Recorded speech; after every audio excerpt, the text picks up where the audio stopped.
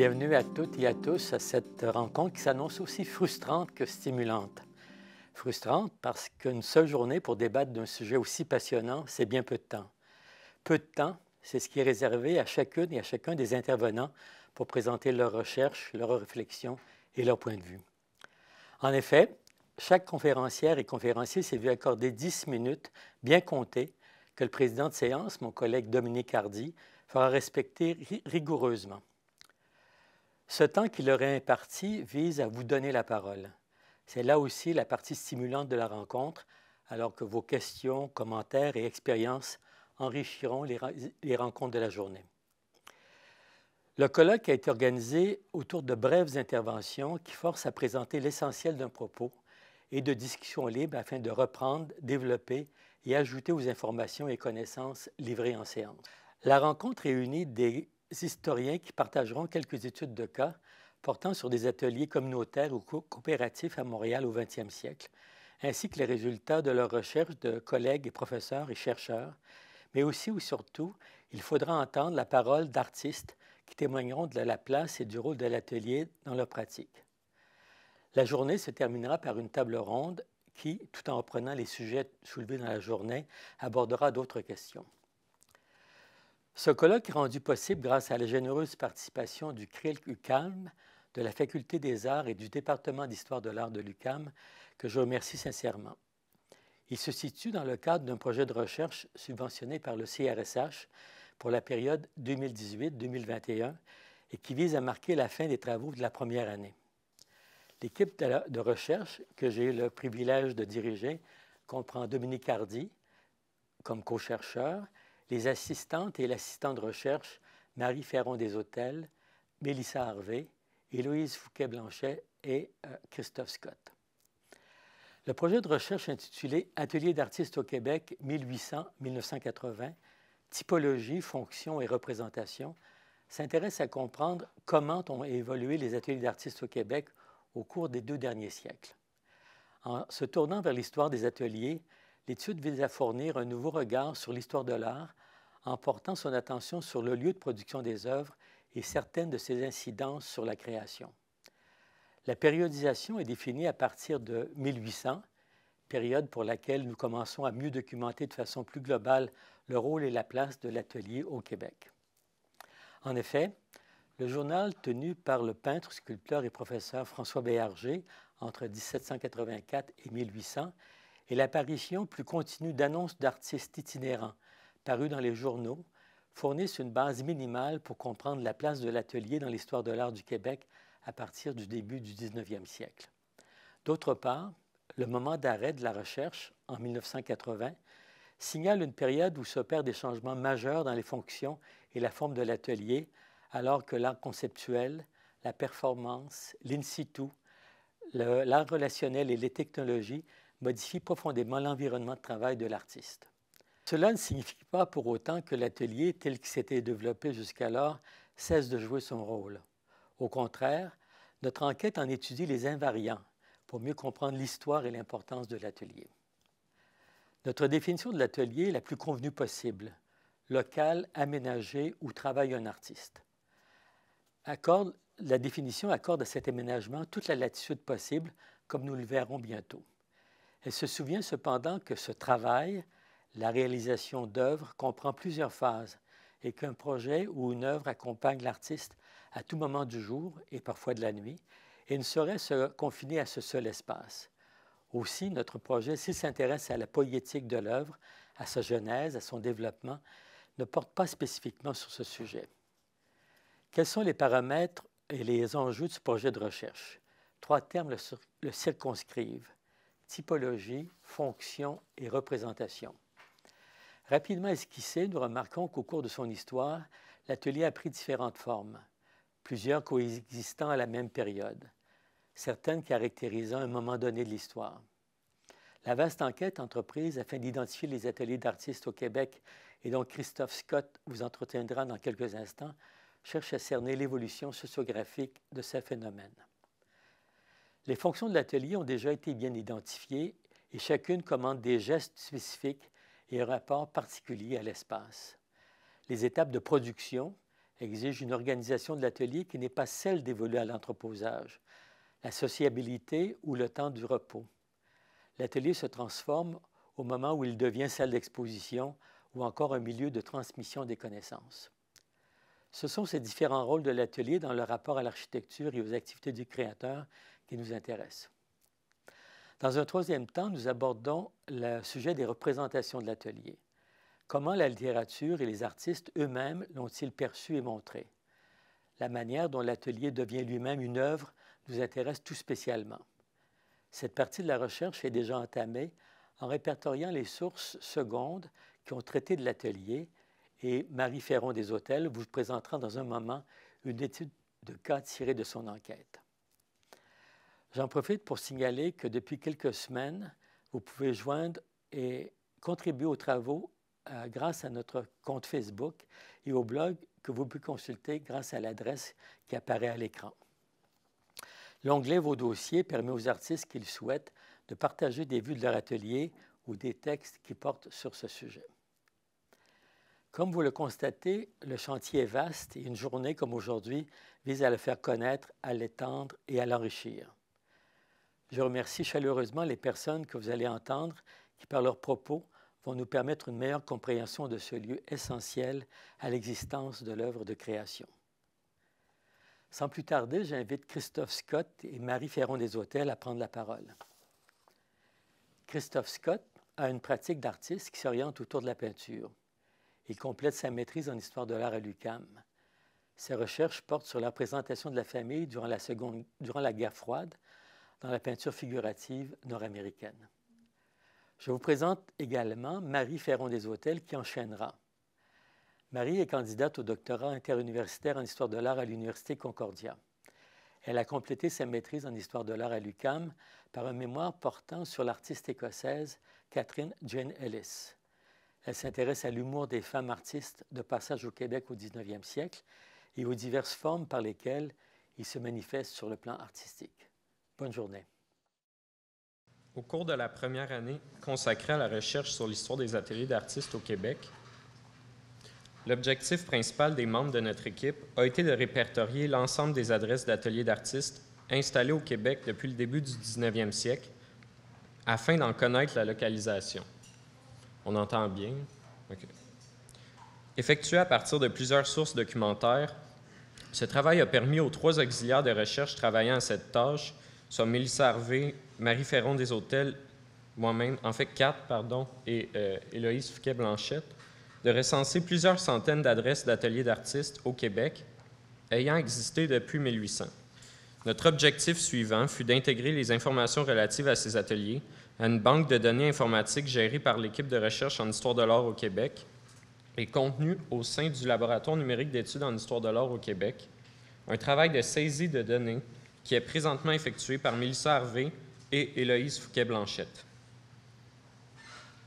Ce travail laborieux et lent, dont la réalisation se poursuit toujours, est rendu possible grâce à une consultation minutieuse des annuaires d'adresses Lovell et Marcotte, respectivement consacrés aux villes de Montréal et de Québec et de leurs environs.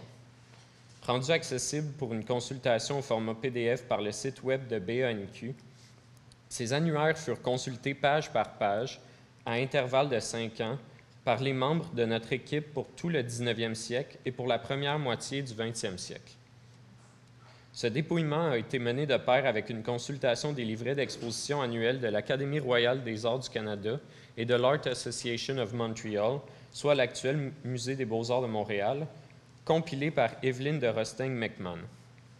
Le résultat de ces compilations, qui a été intégré à la base de données numériques de l'ERAC, nous a permis d'ajouter 3551 nouveaux individus à la base de données. De plus, les adresses temporaires de plusieurs artistes itinérants, tels que des portraitistes ou aquarellistes américains ou européens, ont pu être découvertes grâce au dépouillement d'annonces publicitaires contenues dans les journaux du 19e siècle ou dans les annuaires d'adresses. À cet égard, il semble important de mentionner que jusqu'ici, l'intégration des informations liées au dépouillement de l'annuaire Lovell à la base de données a été complétée jusqu'à l'année 1880. Les informations relatives à l'annuaire Marcotte ont quant à elles été intégrées jusqu'en 1955. Nous bénéficions depuis peu d'un moteur de recherche par mots-clés préparé par BANQ Numérique qui nous permet de répertorier plus rapidement les informations contenues dans les annuaires Lovell et Marcotte. Suite à cette première étape de notre recherche, qui est toujours en cours de réalisation et qui s'oriente essentiellement autour d'une démarche de localisation géographique des ateliers, une étude des paramètres entourant le fonctionnement de certains ateliers sélectionnés sera effectuée par les membres de l'équipe. La base de données, qui possède un moteur de recherche, nous permet de créer des fiches pour chacun des individus répertoriés, ainsi que de les associer à d'autres fiches consacrées à des lieux de production trouvés. Par ailleurs, en intégrant les adresses des ateliers d'artistes au logiciel de données, les membres de notre équipe, soit Mélissa et Héloïse, procèdent par le fait même à l'uniformisation des toponymies utilisées pour nommer les rues. De cette manière, nous sommes en mesure de connaître la position géographique approximative des adresses d'artistes recensées par des annuaires datant de plus de 100 ans, et ce, malgré les changements fréquents de noms de rues dans les villes de Montréal et de Québec suite à leur modernisation progressive. Enfin, la base de données informatique nous permet d'affilier les fiches les unes avec les autres. De cette manière, nous sommes capables d'inscrire dans le logiciel quels ont été les liens professionnels entre certains artistes, des associations professionnelles, des lieux, qui sont parfois des ateliers partagés en colocation, et d'autres artistes. De même que d'y joindre les sources bibliographiques qui nous ont permis d'en venir à la conclusion que ces informations sont reliées les unes aux autres. Ainsi, lorsque nous entamerons notre analyse des informations dépouillées, une étude attentive du logiciel de données de l'ERAC nous permettra de tirer plusieurs conclusions statistiques et sociologiques importantes sur le fonctionnement des ateliers d'artistes au cours de l'histoire du Québec. 6201 adresses ont été répertoriées et 69 nouveaux lieux de production ont été découverts et intégrés à la base de données. Donc, parmi les nouveaux individus ayant été découverts, nous comptons 276 architectes, 513 ébénistes, 258 graveurs, lithographes et photograveurs, 375 sculpteurs ou fabricants de statuaires, 280 photographes ou daguerréotypistes, 367 illustrateurs, dessinateurs ou pastellistes, 72 joailliers, 1184 artistes peintres ou aquarellistes, 165 fresquistes, peintres décorateurs ou lettreurs, 513 ébénistes, 102 encadreurs ou doreurs, 116 décorateurs, 23 verriers, 36 artisans du textile, 40 artisans de la pierre et du marbre, 16 artisans du fer et 124 artisans de la céramique ou potiers.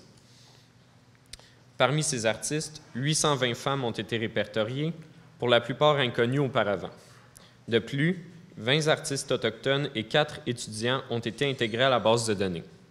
Au total, des informations relatives à plus de 3500 individus, généralement des artistes peu connus de notre histoire de l'art, ont été intégrés à la base de données de l'ERAC depuis notre arrivée, et ce nombre continue d'augmenter à mesure que le travail se poursuit. Ainsi, depuis le début du projet de recherche, nous constatons que le nombre d'individus à propos desquels des informations sont contenues dans la base de données a doublé, ce qui est principalement dû au fait que nos recherches sont d'abord effectuées à partir de sources primaires plutôt qu'à partir d'ouvrages sur l'histoire de l'art, tels que cela avait été effectué auparavant par l'ERAC. La base de données sera rendue accessible à d'autres chercheurs en histoire de l'art afin de leur permettre d'approfondir leurs connaissances sur une vaste communauté artistique qui émerge en regard de la localisation géographique des ateliers. En approfondissant nos connaissances dans ce domaine, nous espérons être capables de remarquer certaines tendances historiques et d'en dégager plusieurs constats sociologiques relatifs à la production des arts au cours de l'histoire du Québec. Répertorier des adresses d'ateliers est une tâche qui comporte toutefois son lot de défis, et c'est pourquoi nous avons décidé de vous présenter certaines études de cas spécifiques d'ateliers ayant existé à Montréal et présentant des caractéristiques qui furent répertoriées au cours du dépouillement d'ouvrages historiques. Ainsi, voici un nuage de points obtenu à partir des adresses contenues dans la base de données pour l'année 1880 à Montréal et réalisé par ma collègue Mélissa à partir du site web Google Maps.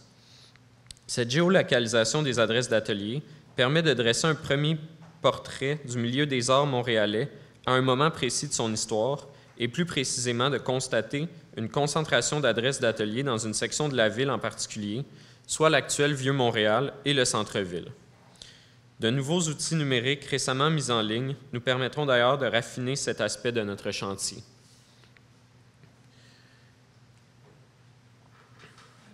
Si nous décidons d'interroger plus spécifiquement les fiches des artistes dont l'atelier était installé à Montréal en 1880, nous constatons que parmi les 53 architectes établis dans la ville, 19 étaient installés sur la rue Saint-Jacques, dont une triple colocation au 240.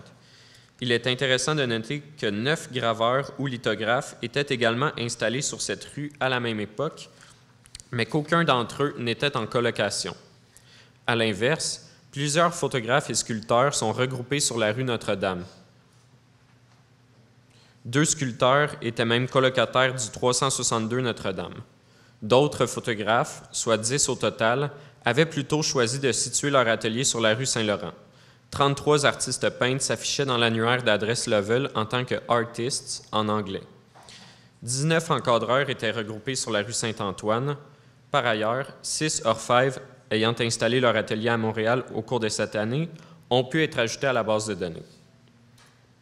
Concernant les origines et le genre des artistes à l'étude, il est intéressant de noter que les artistes d'origine anglo-saxonne, soit les artistes anglais, écossais et irlandais installés à Montréal au cours de cette année, devaient se partager le marché avec les Canadiens français et qu'encore peu d'émigrés italiens étaient à l'époque en action.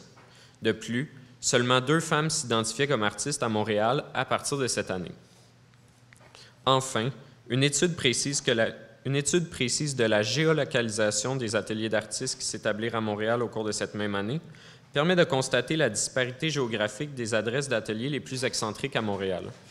À cet égard, mentionnons au passage que l'artiste peintre Wilfrid Dupré s'installa au 102 rue des Carrières, dans le coteau Saint-Louis, au cours de 1880. Le fresquiste Louis Gadebois et l'ébéniste Léon Lahaye étaient quant à eux installés respectivement sur les rues Moreau et La Fontaine dans Hochelaga. Un petit groupe d'artistes, soit un lithographe, un graveur, un photographe et un sculpteur, défini par le terme anglophone « carver », s'installèrent dans Saint-Gabriel, aujourd'hui Pointe-Saint-Charles. Enfin, le lithographe Frédéric Oxley et le peintre et lithographe James D. Duncan s'installèrent quant à eux dans Longueuil au cours de cette année. La démarche de notre équipe en vue de localiser les ateliers d'artistes au Québec avant 1980 se poursuit toujours. Elle s'accompagne dans un deuxième temps d'une recherche dans les sources secondes en vue de connaître la littérature existante sur le sujet et de nourrir notre compréhension de ce lieu mobile et multifonctionnel qu'est l'atelier d'artistes. Merci.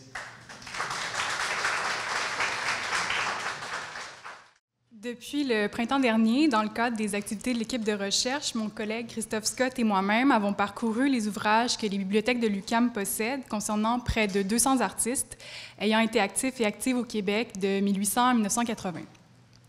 Nous cherchons des informations concernant leurs ateliers, nous intéressant entre autres aux diverses formes qu'ils pouvaient prendre. Un type d'atelier a émergé de mes recherches et m'a particulièrement fascinée parce que la documentation à son sujet n'abonde pas. En lisant sur les femmes liées au groupe de Beaver Hall, et plus particulièrement sur Prudence Heward, m'a interpellé le modèle de l'atelier dans la maison familiale. Le nom du groupe, officiellement actif de 1920 à 1923, référait à la rue sur laquelle se trouvait l'immeuble qui abritait leurs studios et leurs locaux d'exposition au 305 de la côte du Beaver Hall. Lilia Torrance Newton, Mabel May, Nora Collier et Randolph Houghton y eurent entre autres leurs ateliers. Parmi les artistes ayant participé à l'exposition du groupe de Beaver Hall en 1921, 8 artistes sur 19 étaient des femmes et 9 sur 20 en 1922. À travers mes lectures, j'ai d'abord été marquée par le fait que la majorité des femmes rattachées au groupe de Beaver Hall n'étaient pas mariées et que la plupart ont vécu chez leurs parents ou avec leurs frères et sœurs la majeure partie de leur vie. Indéniablement, leur statut de célibataire a eu un impact sur leur capacité à développer une pratique artistique, sur le temps qu'elles étaient en mesure d'y consacrer, mais a également eu une influence sur le lieu qu'occupait leur atelier.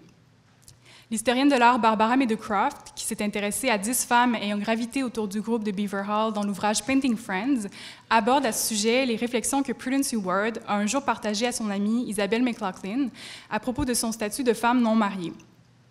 Se demandant ce qu'elle ferait si elle ne peignait pas, elle répondait qu'elle marierait probablement un pauvre malchanceux, qu'elle rendrait malheureux pour le reste de sa vie et inversement. Elle soulignait par le fait même que la peinture et le mariage lui paraissaient être deux options qui s'excluaient.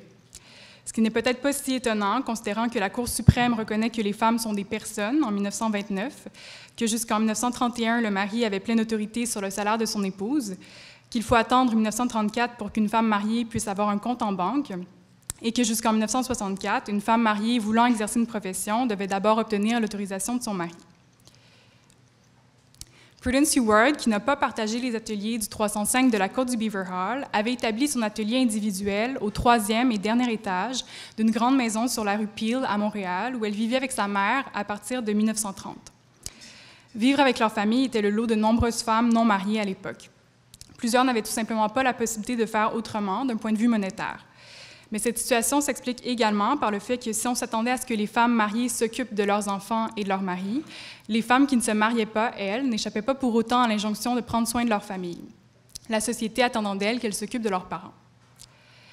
Virginia Woolf dévoilait dans son célèbre essai « Une chambre à soi » toute l'importance pour les créatrices d'avoir un espace de travail à soi.